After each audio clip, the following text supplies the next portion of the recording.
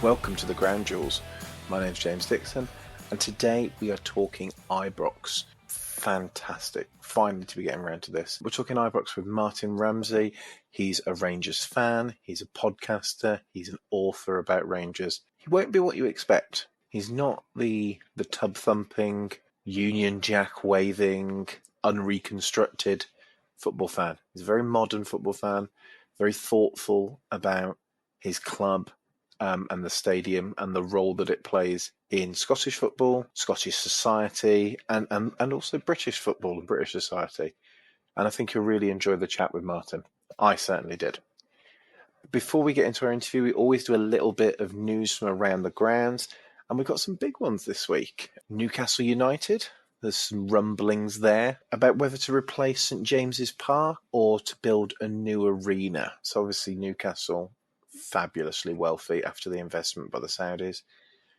And if you don't know St James's Park, it's walkable from the city centre of Newcastle. It's very imposing for its surroundings, but it is a little bit hemmed in. And the particular challenge with St James's Park is there are some Grade 1 listed buildings which might get in the way of an expansion and a development. And Grade 1 is the highest listing that you can have in terms of architectural preservation in this country. Grade 2, they could probably solve, but this Grade 1 might be an issue. I think the preference is to stay on that site from all involved with the club, and I certainly don't think they'll be short of money to find an architect who can do the job. Yeah, fingers crossed, but we're starting to see a few rumblings about what might happen there. And then in my city, where I live now, Nottingham, I think Forest have started negotiating in public with the council. So Forest lease the ground from the council. If you know anything about Nottingham City Council at the moment, it's that they don't have any money. And they've suggested to Forest that they pay a little bit more than the rent that they're currently paying. They're paying £250,000 a year. The City Council would like it to go up to £1 million. For context, West Ham, bigger stadium, London, understand all of that. West Ham pay £2.5 million a year in rent on the London Stadium. So it's not necessarily an unreasonable request from the City Council for Forest to spend a little bit more money. After all, they've had a couple of seasons in the Premier League and making a fair amount of money out of that stadium. But Forest are pushing back and suggesting, well, if the rent's going to go up, we'll look to build our own ground somewhere else. That cannot happen. The City Ground is iconic. I just love it. It's right on the River Trent. It's got such a lovely aspect. When they sing Mull of Kintyre, my heart fills. I'm not a Forest fan, but my heart fills with joy. They cannot leave the City Ground.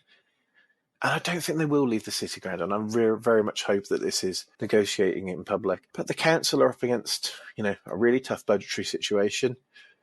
Forest have got quite ambitious owners. We don't want two immovable objects butting heads and causing a bit of an issue. I'll keep you informed on that as that situation develops. But we're here to talk Ibrox, and we're here to listen to the wonderful Martyn Ramsay. I tell the boys in blue, the most successful team in football, oh, Scotland's gallant few.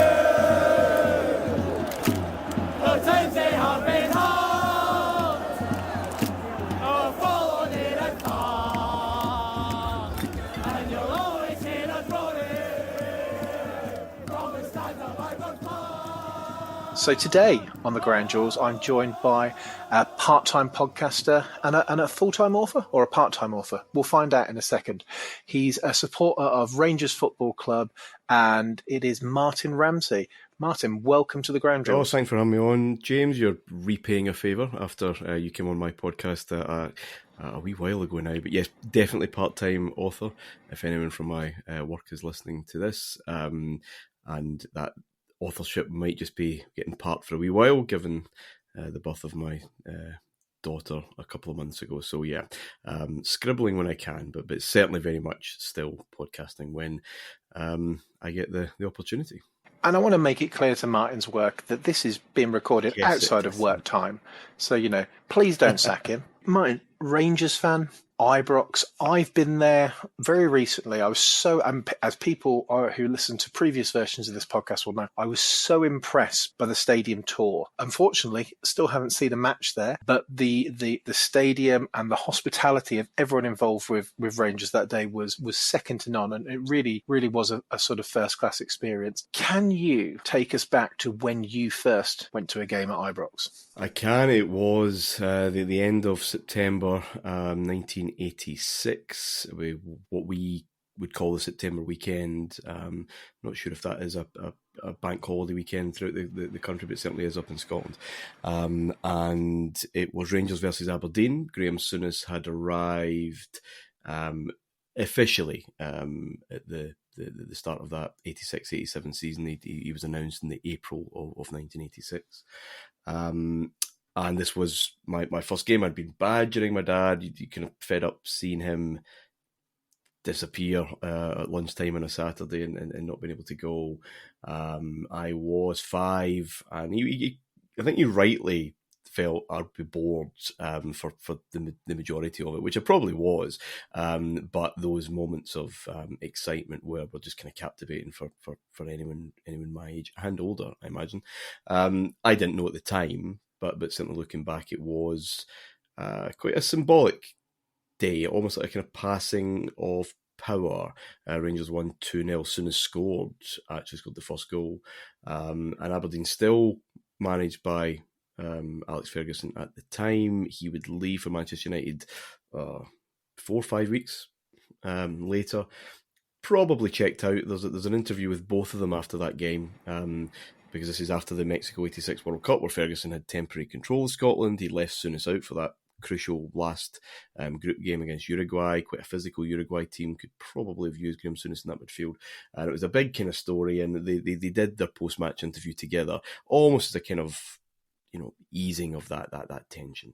But Ferguson does look a bit checked out, and Souness absolutely isn't. He is very much plugged in, and this was a big win, an important victory, and Rangers were going to win the title that year for the first time in 9 years. And well, we know what followed. So symbolic, historically important. Not that I had any idea of that as a 5-year-old. It was just huge. It was just noisy. It was exciting. I bought a poster on the way out, and the man, I think my dad had maybe said this is his first game, and he gave me a small pin badge, which I still have. So yeah, a memorable day. Absolutely lovely. And it is a really pivotal time in sort of Scottish football history there, because we're going back to a sort of time. I mean, not that you know this at 5 years old. You want, as you say, you want to be with your dad. You want to go to the game. You want to experience it. This sort of time where the old firm weren't the old firm. They weren't the dominant sort of powers in Scottish football. You've got those great sort of Aberdeen teams, but also Dundee United. There's Hearts up there as well, challenging. Knowing what we know now about Scottish football, it feels like a completely different era. It ended that world of colour, I suppose one might argue. You did have what was called the new firm, of course, Dundee United and Aberdeen, managed by 2 exceptional managers. That was always of its time, though. They were led by 2 exceptional managers. That's not sustainable. Hearts should have won the title in 85-86, but crumbled at the very end. Celtic were still, you couldn't say dominant, but they were still very much in the mix and still winning league titles. But Rangers absolutely weren't. I mean, the 85-86 Rangers struggled on the last day to be 5th, and 5th meant European football. And European football would be a huge part of the Souness revolution, because then he could offer to English players what English football could no longer offer after Heysel. So, but then Rangers go on this incredible run. It must have been, with Souness first and then Walter Smith. It must have been such a fun time to be a fan. It absolutely was. Now, I don't know any different, right? I mean, I bore people a wee bit, but it is an interesting statistic to me. I had no conception of Rangers not winning stuff, because again, this is my introduction, right? This first season, Souness's arrival. So I would be 17 and a half before I knew what it was like to finish a season without seeing Rangers win a trophy. And, we record this, February 2024. Only last season did I feel the experience for the first time of seeing Celtic win the league more often than I've seen Rangers win the league title. So that's me at 42 or whatever I was when that happened. So my childhood and adolescence is just an intravenous supply of trophies, of excitement, of special memories that I shared mostly with my dad. Then obviously you get a wee bit older, you kind of go with your friends. Of some disappointment and hopes being dashed and all the rest of it. But certainly in those first few years, it felt that anything was possible. And everything was possible. And any signing was possible. And as a kid, you can't really take it all in. Now, what happens is you take that for granted, and you think that is the norm. That's the default setting, which of course recent history would sharply tell us otherwise. But it was intoxicating. Of course, you wanted to go. You wanted to be part of that because it was successful. Now, you mentioned Aberdeen and Dundee United. When I was at primary school, there was a lot of Aberdeen and Dundee United supporters. Now, we don't live anywhere near Aberdeen or Dundee, but a lot of parents didn't want the kids involved in the kind of West of Scotland factions, shall we say, associated with the old firm and potential trouble associated with the old firm. So these were two very safe, bright, entertaining options that were successful and almost clean of any other kind of associations.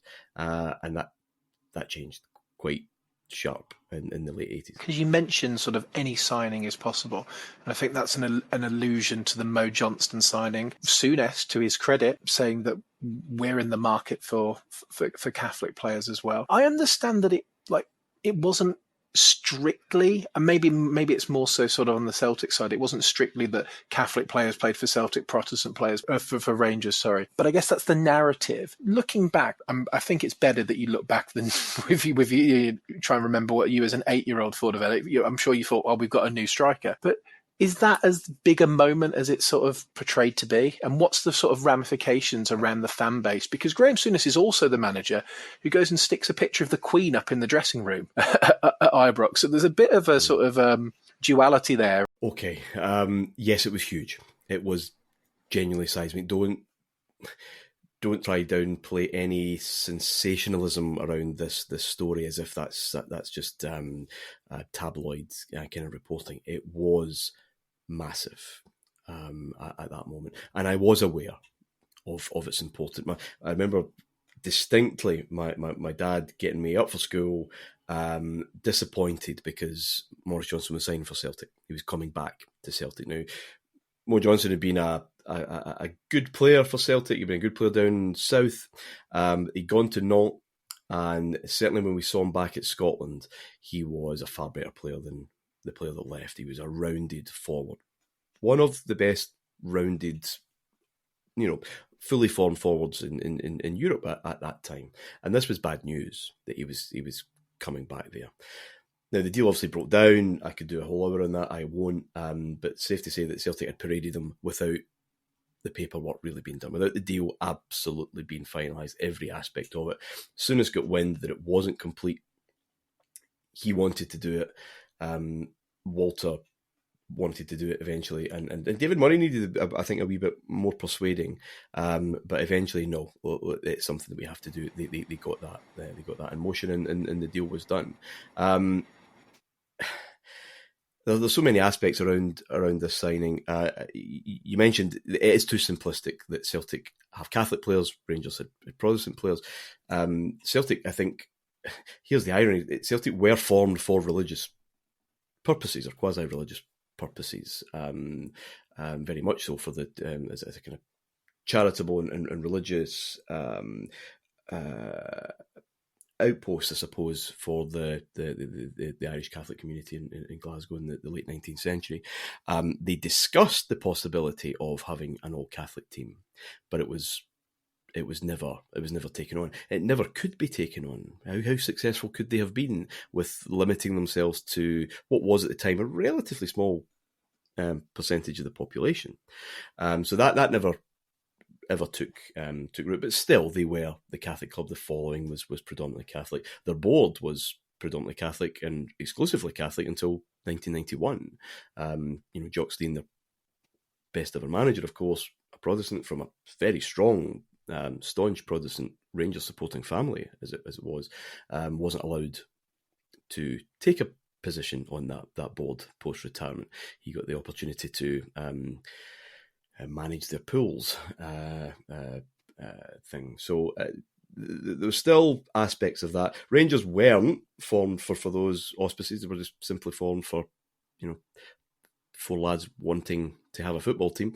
But Scotland in the late 19th and early 20th century was still drawn on sectarian lines. Britain has been for centuries, of course, less so in England by this point. The differences between the Church of England and the Roman Catholic Church not entirely huge, as it turns out, but more marked and more different up here, that kind of Presbyterianism, and of course in Northern Ireland. So it meant a lot to people. Religion was a huge part of people's identity. And therefore, after the First World War, mainly, there was a lot of people saying, well, where's our team? Celtic in Glasgow, Hibernian in Edinburgh are initially very successful and they represent something to the Irish community. Where's the Indigenous team? Where's the kind of Scottish Protestant team?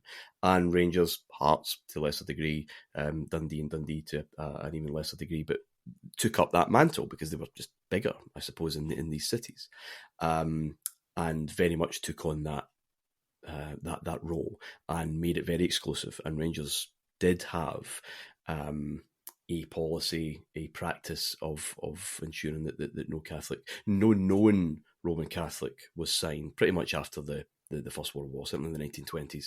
There were a couple that did, but I don't think it was known about at the time. And when it did become known, the Rangers' careers were maybe hastily shortened because it was becoming embedded in the fabric of the country, where religious identity was important. You need cultural manifestations of that. Football is by far the most popular cultural pastime, and Rangers are going to take that one.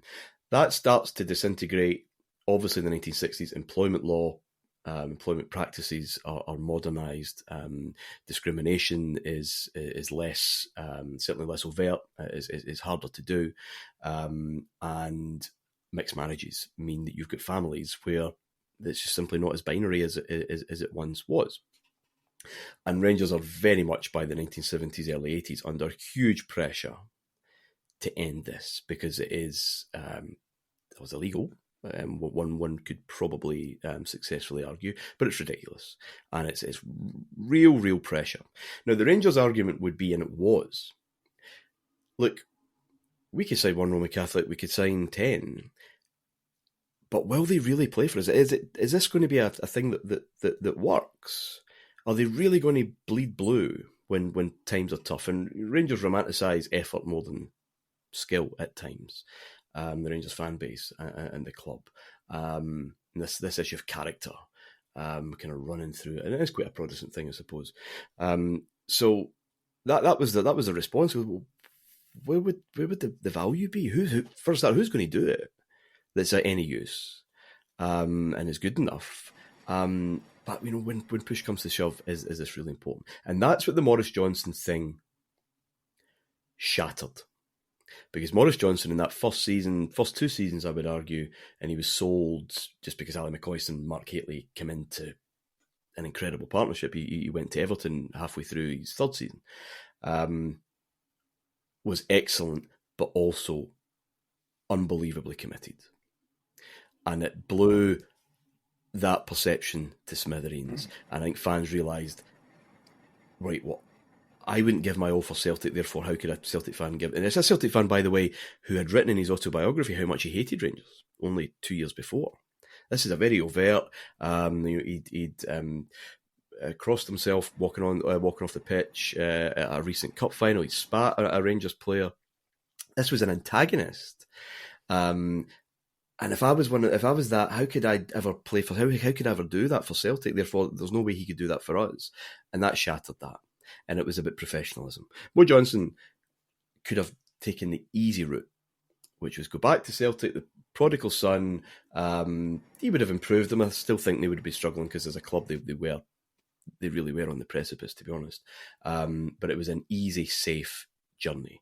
And he chose against it. He endangered his own life, his family's life. His dad was beaten up on the first day he played for Rangers in a friendly here, not by Rangers fans, but by Celtic supporters. And he chose that for money and for medals. He was a professional. And it was that professionalism, I think, is the story of the whole Mo Johnston thing. There's a Labour MP at the time, Brian Wilson, who was a Celtic historian, asked the question, well, finally this has happened, that's good, and I wonder then if the signing of Mo Johnston can change Scottish society, when really the question, or the observation should have been, Scottish society has changed so that Mo Johnston can sign for Rangers. It's no longer a thing anymore. And in 20, 30 years, there would have been boycotts, there would have been riots, there would have been huge, genuine reaction. But tickets went through the roof. And it was all for show, and it's all ostensible. And I think for the last 30 years, 35 years now, that's very much what it is. It's a kind of postmodern construct. It's cosplay. It's a bit of pantomime. Yes, there's maybe more truth in the more constitutional unionism, republicanism. Throw Scottish independence into that mix about things that genuinely matter to people. But you can only have a situation of religious intolerance and bitterness and passion when religion's a part of people's lives. A real part of people's lives. It once was. This was a genuine manifestation of that. When church attendance falls through the floor, you can't get away with it. We don't live in the Kashmir, right? This is a modern secular Scotland, and on occasion, if you were just to drop in and hear the songs and hear and look at the flags and paraphernalia, you'd be forgiven for thinking nothing had changed. But I think anyway, it's for show, and it's football that matters more than anything else. Yeah, it's interesting, isn't it?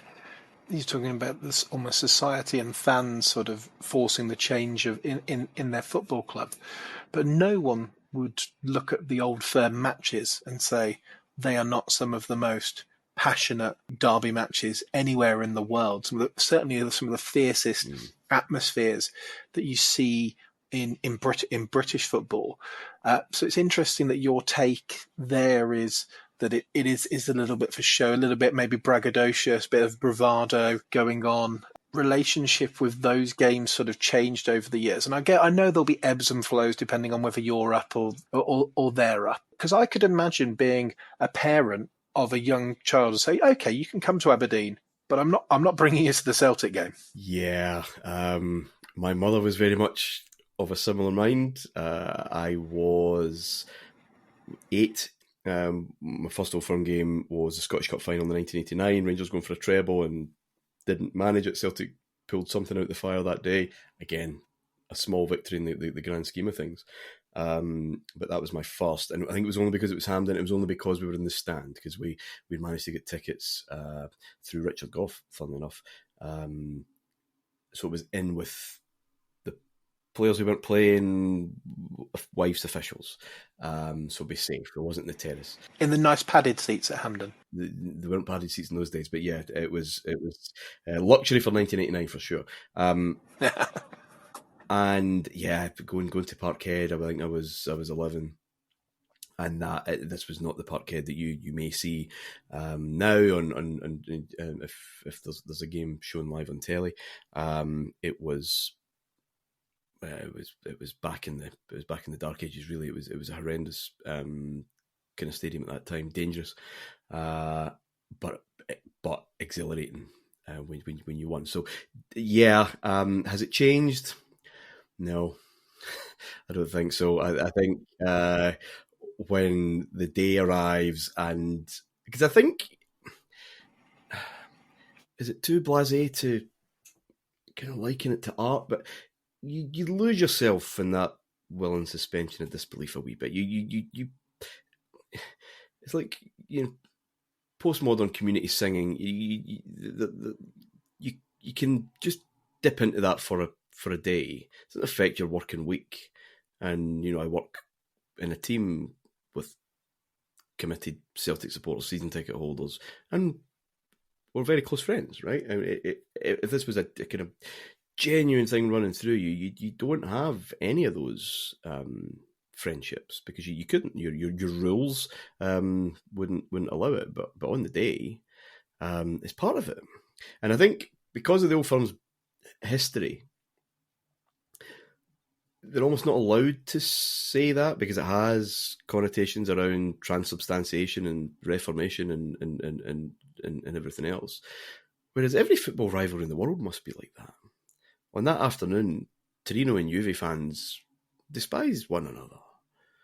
And it's almost like the Old Firm are not really allowed to just be football rivals, the way that it is all over the world, where there's violence and there's tension and there's antisocial behaviour, because really grown adults, grown men, primarily take football far too seriously, and they wrap their own ambitions and thwarted life choices in these teams, these groups of men who don't know them, but we're bestowing our hopes and dreams on them. Can you live those for us? Because we can't play. We'd love to, we don't. So you better do it for us. It's this reflected vicarious kind of glory. That's probably the thing that we don't want to delve too deeply into, but we indulge it. We need a release. And yeah, I just think that the Old Firm can never talk about that in a normal football rivalry way because of the history there. I don't think social media helps here. No, the rewards for engagement on social media are very much at the edges of conversations, and to really have a sort of nuanced discussion and talk about society and fandom. I don't think. I want to bring the conversation on to when I first became aware of Rangers, because I am marginally younger than you, just a couple of years. And Rangers for English fans, I guess, maybe not just for older, but certainly for English fans of my generation, sort of burst onto the scene in 1992. We'd been deprived of football on the TV, on terrestrial TV. Our league goes behind the paywall of Sky. And then suddenly we get this classic encounter on free-to-air TV, on ITV and STV, between Glasgow and Leeds. The papers were bigging it up as sort of the Battle of Britain, and that's what my first book was partly about. That very first season of the Champions League.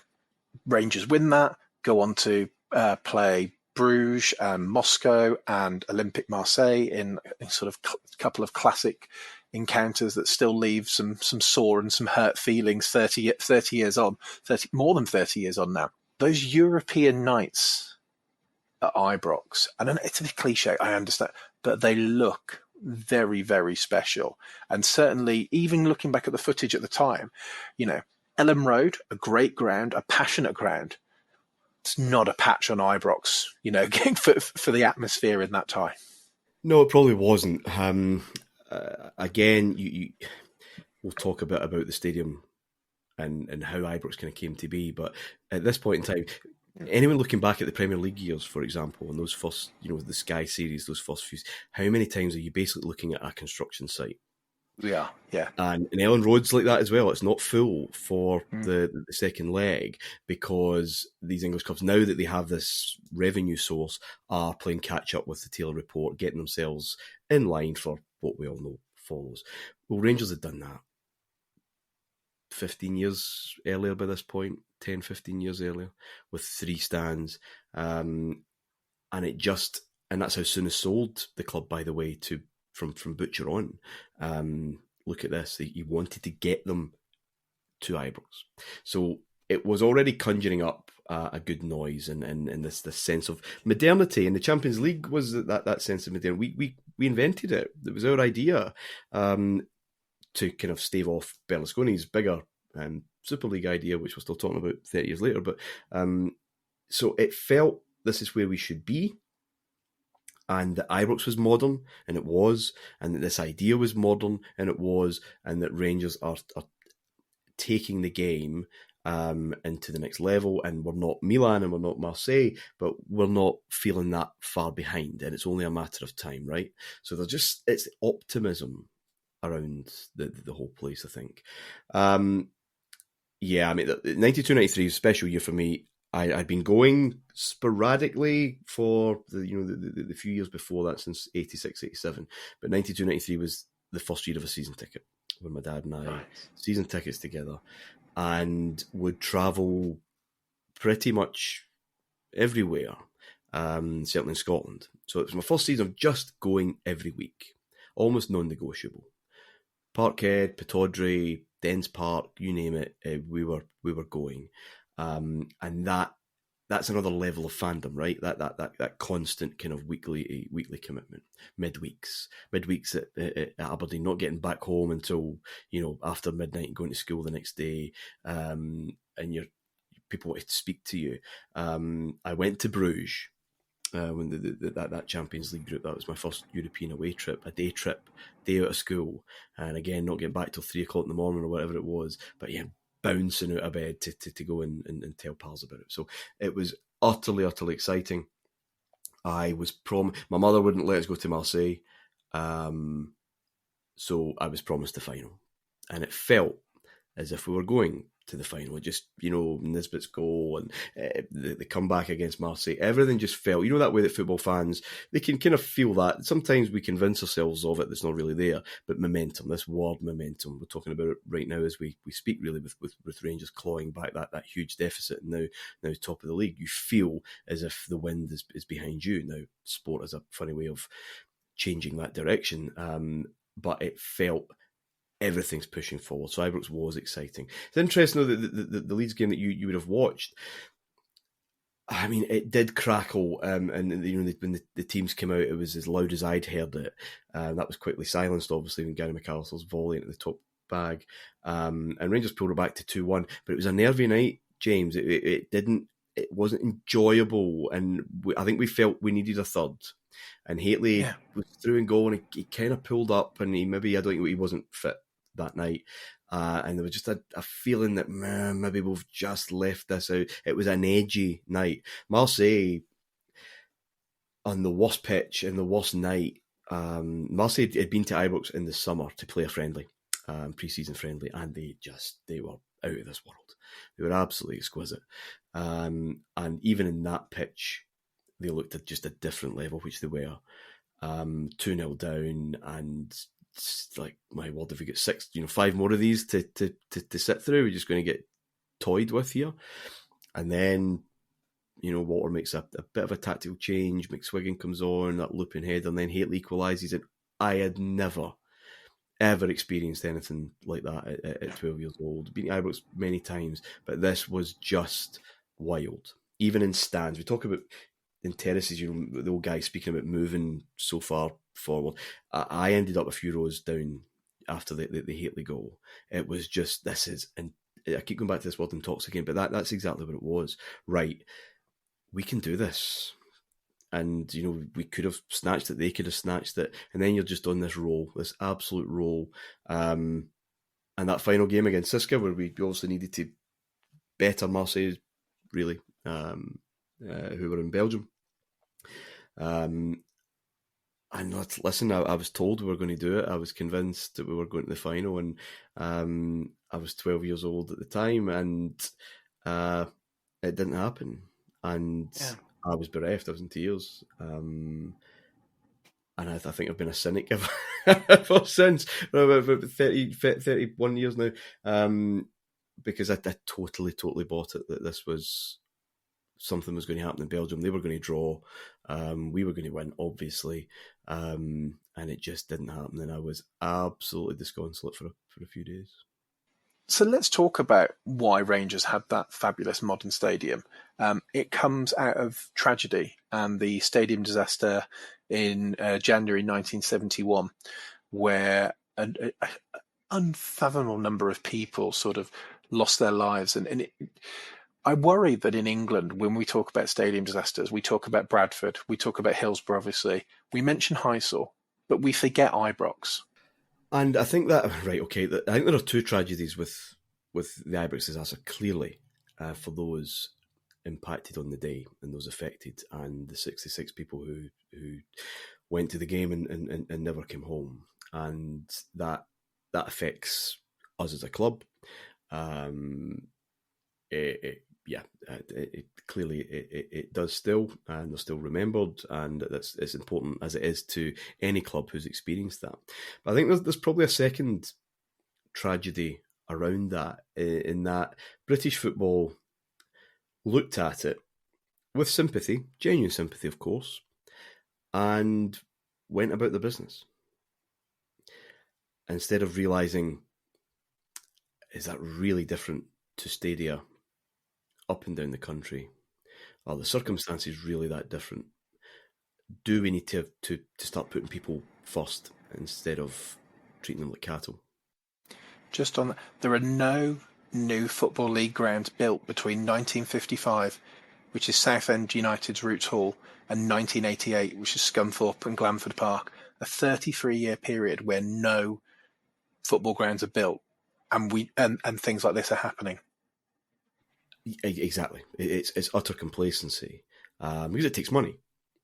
And English football certainly is getting into this period where fans are kind of tolerated because they bring money in. But the relationship is not good between clubs, fans, government.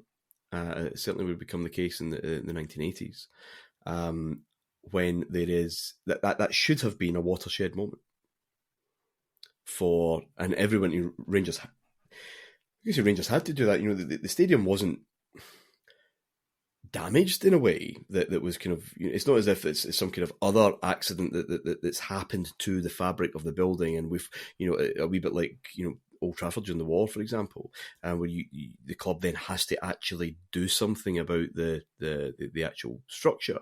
It was just a choice that this is never going to happen again here. And listen, it costs a lot of money, and one of the reasons why the club in the early 80s was a bit behind the game, because we were paying for three new stands, and it took a long time. These things, they didn't just happen overnight then, but it was a very deliberate act. Now, out of there's a lot of emotional investment, of course, in that. The stadium was always thought that would be the memorial. The stadium itself would be the kind of living memorial, living testament. But it is sad, and it is depressing that no one else in British football is looking at what's going on at Ibrox and thinking maybe we should be proactive. But again, let's just wait until it happens again. It's a one-off. It's a disaster. Very tragic, very sad. But this won't happen again. So not to worry. And that's a huge opportunity missed. And I understand that the club took inspiration from some of the new stadiums that were being built in West Germany. A country that was hosting the Olympics in '72, the World Cup in '74, having to go through a big rebuild because of what had happened to them previously. And you take inspiration from Dortmund primarily and borrow some ideas there, and you can still see it today. If you go to most sort of big end, like the terraces. So you look at the Copeland Road stand. If that was a terrace at most English Football League grounds, the seats at the very against the stand would be against the stand, but you have the walkways at the very end. Just small little touches that, if there was an issue, that people would be able to evacuate the stadium a little bit quicker and a little bit safer.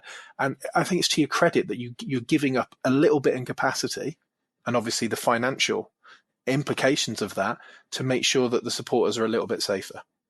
It was paramount. I mean, it had to be the standard for the modern the modern era, and in a tragic way. But it couldn't be any other way. And yes, Borussia Dortmund, the Westfalen Stadium, yeah, that was absolutely the kind of main driver, or the main blueprint, I suppose, for how this is going to look. But comfort and safety, while still trying to retain atmosphere. Football should have a frisson of danger and excitement. Maybe, A little edge. It should have an edge. a little, yeah, it has to have that. Not where people's safety is going to be threatened, but something in the air. It's not the theatre. It can't be a passive experience.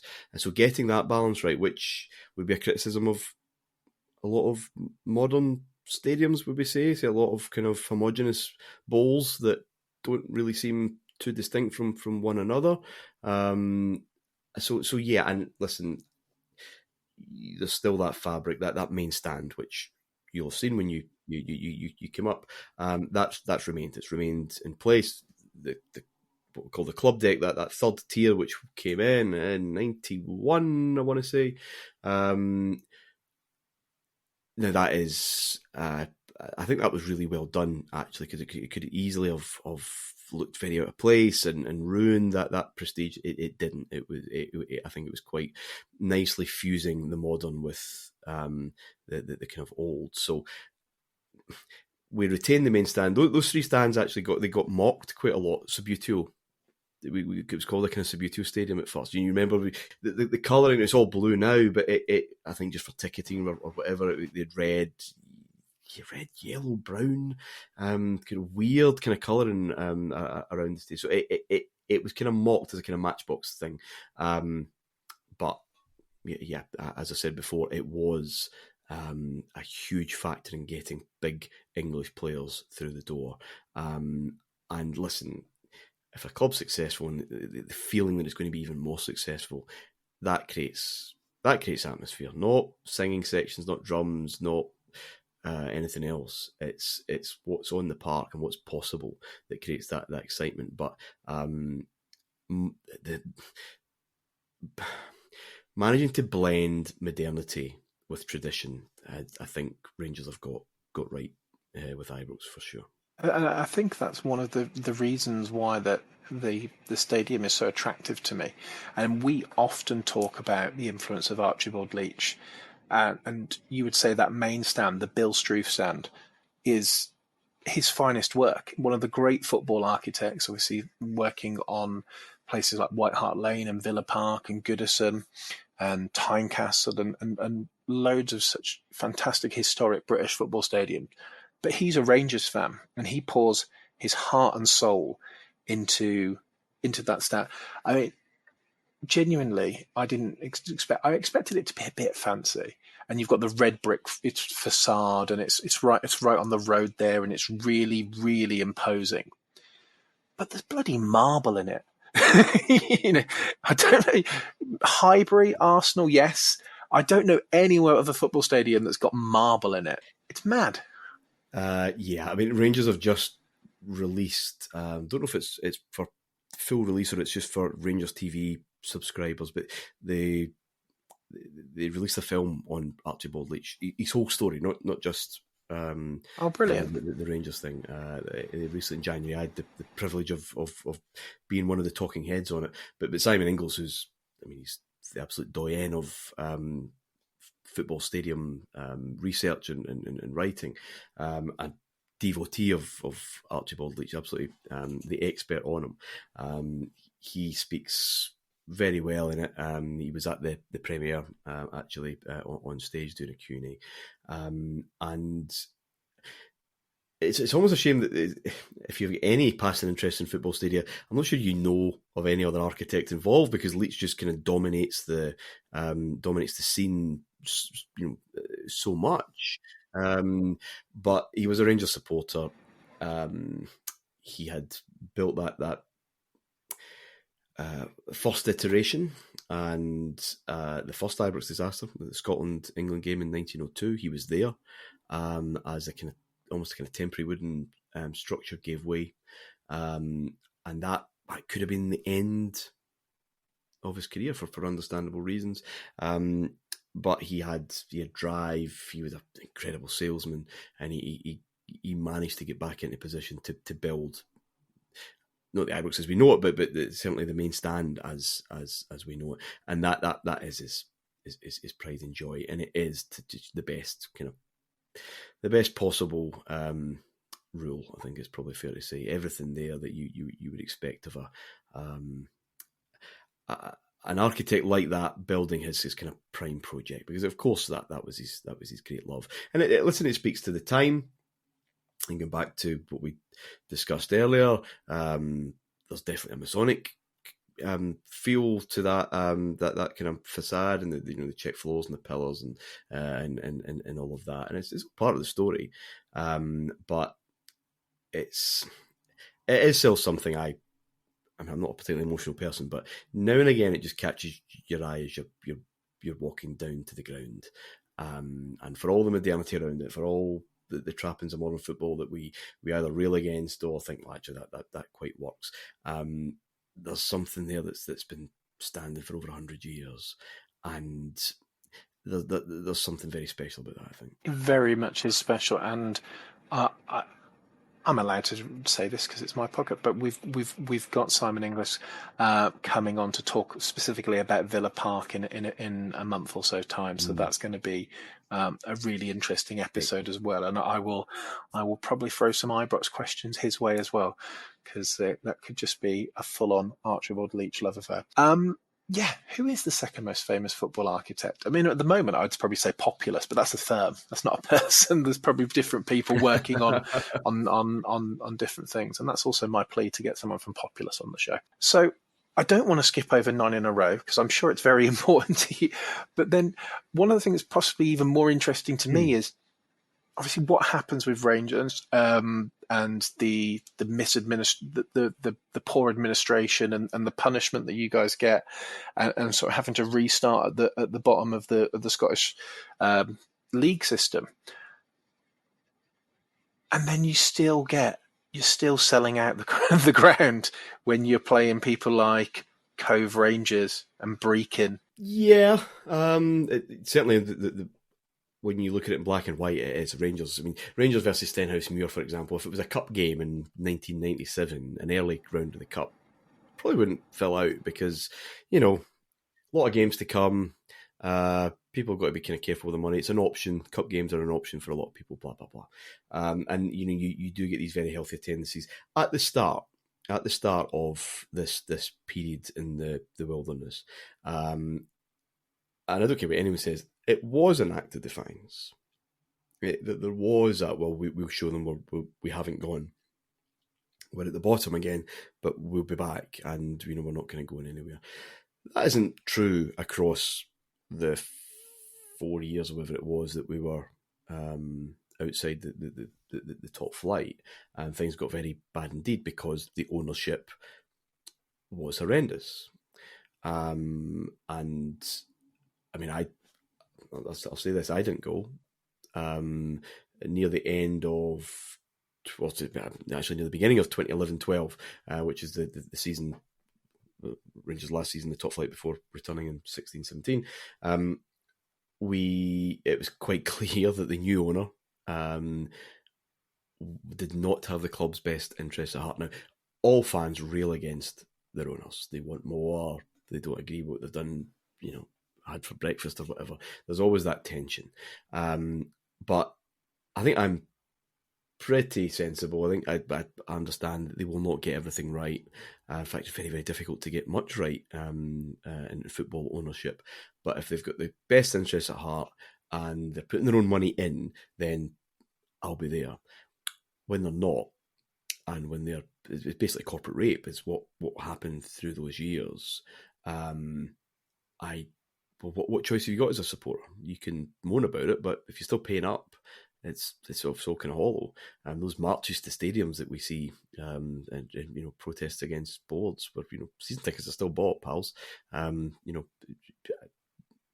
Put your money in your mouth, or take it away, as it may be. So I didn't. And in March 15, when the new ownership took back control, I was back immediately for the remainder of that 14-15 season. So it got pretty desperate, especially around early 15. And it was tough times. But, we got back up, and, these things can never be built in a day, but, one title down, another cup, momentous European run, and hopefully, well, 2 cups, should I say, we won one this season, but hopefully something more tangible this year, and a generation of Rangers fans experiencing that for the first time after experiencing embarrassment, and maybe another generation maybe just being reminded not to take the success that we just assumed was our birthright for granted. I come at it from a completely different perspective. The seasons we do well are the shocks, not the seasons where we're not winning stuff. Certainly as a Birmingham City fan, but yeah, we've had our share of awful owners. Loads of people have, and that decision to not go to the stadium, to not go where you feel at home and where you feel that connection with the team. It's got to be heartbreaking, when you feel like I can't go where I'm supposed to be on a Saturday. Yeah, it's a habit of a lifetime gets broken, but I'm very hard on that you can't have it both ways. The notion of that kind of protest, and there's only one protest that matters, and that's your wallet. So no, and I couldn't. Let's be upfront. Not the happiest of times coinciding with that period, but I couldn't go with my pals. Like I couldn't have those weekend trips up there and everyone having. There's that element of football fandom that's very, very important. Those away days and whatever else. So you're missing out on a few years of all of that. But each to their own, I suppose. And then when you finally get 55, the 55th championship, it happens during COVID as well. And I know some people were critical of the way that you guys celebrated. I wasn't. I didn't. I kind of understood it. But even when you get back there to where some supporters might feel like you should belong, or at least there's relief in getting there, you can't fully celebrate it as you want to, and you haven't really had that champ. And I'm sure the 55th one was great, but the 56th one, which might be this year, given how you're playing, and you finally get to celebrate as a full stadium, as a full group of supporters. That's got to be something to look forward to. Whenever it does happen, and if it's not this year, hopefully it's around the corner. I think will be extra special. I think that will be almost a delayed reaction. So for all the George Square and all the celebrations around the stadium, it isn't the same as being congregated together, watching that moment, that goal, that final whistle. And that whole day out, the pub before, the pub after, and everything else, it isn't. It just isn't the same. So I think there will be a kind of delayed reaction. Now, we did celebrate, and speak to my wife. I certainly celebrated long into that particular evening. It was special, of course it was, but it was different. It was we know what those seasons were, but we went through the season undefeated. I mean, it was still a sporting triumph and an achievement worth remembering, worth celebrating, worth lauding. But you're absolutely right. Whenever 56 does arrive, I think there'll be a wee bit of the two mixed together. Yeah, I mean that would be an absolutely fine place to finish on. That would be. But I wondered if there's anything else that you wanted to share, any particular memories, because obviously I've touched on the big bits, the important bits that I see from sort of Rangers history. But we know going to a ground or supporting a team isn't always about the highs and the lows. There can be some incredible moments and memories, or even feelings, about the Motherwells and the Rafe Rovers, and things that are not even connected to games. That's the norm, isn't it? It's your average middling 2-0 win kind of forgotten about, I suppose. And that's the normal experience of football fan. It can't all be league winning games or huge pivotal moments or cup matches or whatever.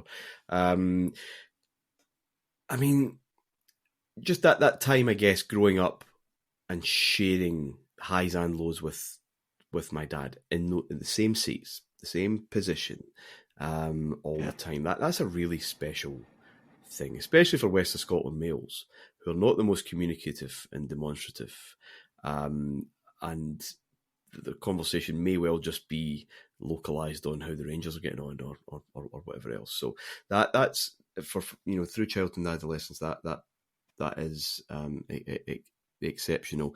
Again, in terms of any kind of points, never forget that stadium isn't just there for match days and for the actual events on the pitch.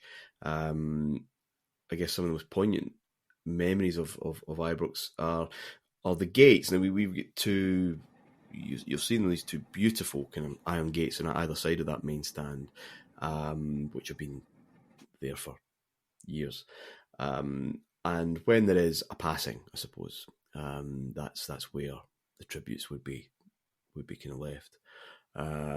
And when Walter Smith passed away, relatively suddenly. I mean, we knew he was ill, but certainly the feeling was that he was, fighting back, and he was expected to be at something actually a few months after that. And we played Aberdeen, I think, 2 days after, the day after. And the stadium that night was weird, and Rangers weren't particularly good. We drew 2-2, with 2-0 down, we had to kind of fight back, but it was just this place where we'd all gathered so often with Walter Smith in charge, and that connection is immediate when you're just walking to the ground, walking through gates, and instantly you're taken back to this collection of memories that, again, I'm so lucky to have, because winning is normal for me as a kid and as a teenager, and Walter Smith is a huge kind of part of that. And Davy Cooper would be the other one, James, I suppose, who did die very suddenly of a brain hemorrhage whilst teaching kids. He post-retirement involved in an STV kids soccer skills show with Charlie Nicholas, I think, was the other ex-pro involved. And he collapsed and he died the next day.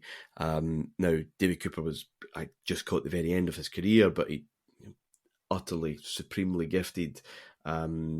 Thankfully for Rangers, I guess, a real home bird. I mean, he didn't really like being too far away from Hamilton where he lived, and therefore never ever left, never ever went to the continent or elsewhere where he would have coped as a football. In fact, would have shone with a bit more space and time than you get in the Scottish game. And this was felt really, really hard. It hit really, really hard. And I remember my dad going up that evening, 10 o'clock at night, maybe 10:30, to lay down I think one of my strips and a scarf, and just silence. There was loads of people there, but all you could hear was kind of passing cars. And again, that moment of community, I suppose, that again, strangers are locked together, and these memories are what kind of bind us, these kind of collective memories, mean that it isn't just about a match day and then you go home and it's all kind of done. That this kind of seeps into everyday life, and you just have to pass it in the motorway, and it gives you it just kind of gives you a wee shiver. The greatest night I've ever had is actually relatively recent. It's the Europa League semi-final, second leg against Leipzig. We'd also been in a European final in 2008, but the second leg was in Florence, and great for the away support, but to have that, I have never, ever known the stadium like that. Before the game, I was doing media that was actually on press duty, and I just had to leave the house. I just had to go. I wasn't needed there for another hour, but the nerves were just kind of too much. And I think there was an American chap, I think he covers Arsenal mainly, who had been sent. I mean, squeezed into this gantry. Everyone wanted to be there from all over the world, and he was just looking at us like, is it always like this? I said, well, no, it isn't. It was an exceptional night of just community and people staying long after the final whistle. And yeah, it's our home, and that's that kind of brought all that home. I think to me is that this is just this shared place of postmodern worship. There's these sporting cathedrals. That's exactly what it is. There are no gods, there are number 10s. They really are sporting cathedrals. They're where we celebrate. They're where we grieve. I saw it when I was up there. No one famous like Walter Smith had passed away, but obviously someone important to somebody and their family. So in this time, he would want his shirt here. This is where this is where he'd want to be, or she'd want to be. And, you go past on the gates and there's a lot of blue, some orange shirts are hung up there, and, some red, white and blue scarves and a lot of flowers there. It's clearly a point for the community, focal point for the community, just like, I'm sure the green and white half of Glasgow has the exact same as well. But I think you've put it really eloquently, and I hope you finally get over the line, because obviously one penalty away last time of European final, and you've got Benfica soon, which could be just as good a night. You the way that your season is trending, I would not be shocked to see you to see you in the later stages of Europe again. Well, we do enjoy it. We're almost kind of built. Apart from the Champions League, which is just now a different galaxy for Scottish clubs. We're very built for the Europa League. It's whether teams can do both here. That seems to be the kind of perennial question. That good European seasons usually come at a cost, and it's usually domestic. So I think most of the support would probably trade off a fine sporting, good end-to-end battle with Benfica, and then get stuck into getting this finished, because it's huge. No, I am dreaming of you progressing, Marseille progressing, and then me hawking a load of books off the back of it. Wow. So that's John O'Shea let me down when he was drawing the pairings. But you'll just have to both progress to the quarterfinals. I could live with that, and thankfully being 43, I wouldn't have to ask my mum if I can go this time. So you'd be straight down to the velodrome. Great. Well, Martyn, thank you for sharing your memories of Ibrox. All the way back from 1986 to present day. I apologise to my dog. Hopefully, none of the listeners will hear the bits where my dog interrupted the podcast. But he's delayed us some. Or she. I've misgendered my dog. She's delayed us a little bit now. But thank you for sharing your memories, and thank you for talking about Ibrox as your grand jewel. It's been a pleasure. Thanks for having me on. Told you it was wonderful. I love that chat. Super thoughtful, nuanced, considered, but that passion and love for his club and love for Rangers still runs through, which is, to me, being a modern football fan. You can love your club, you can support your club, you can want them to win everything, but not at all costs. And to have an appreciation of everyone else within. Everyone has their own role to play, and it's all fine. Next week, we're going back to rugby. I am talking to John Taylor about Old Deer Park, the home of London Welsh. John is a two-time British and Irish Lions tourist, a Welsh international, a legendary broadcaster, was the voice of rugby on ITV. For God knows how many years he's broadcast Olympics. He took a political stand against apartheid South Africa. He's genuinely a rugby hero of mine, and we get to talk to him about one of the most fantastic club grounds in the country, Old Deer Park in London. That's next week, and hope to see you then.